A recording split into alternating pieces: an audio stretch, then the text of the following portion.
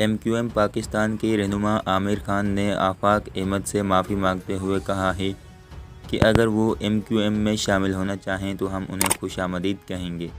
نجی news channel ARY کے programme میں ان کا کہنا تھا کہ گزشتہ روز پریس کانفرنس سے پہلے جو دوستوں سے گفتگو کی وہ ریکارڈ ہو گئی۔ غیر ذمہ داری کا مظاہرہ کرنے پر آفاق احمد سے معذرت کرتا ہوں۔ ان کا کہنا تھا کہ اگر آفاق احمد MQM پاکستان میں آنا چاہتے ہیں تو انہیں خوش آمدید کہیں گے۔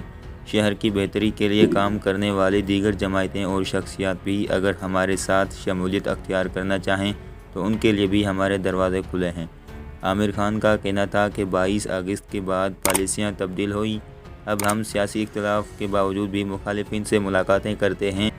سیاسی اختلافات ہو سکتے ہیں مگر ہم کسی کے ساتھ سیاسی انتشار نہیں چاہتے۔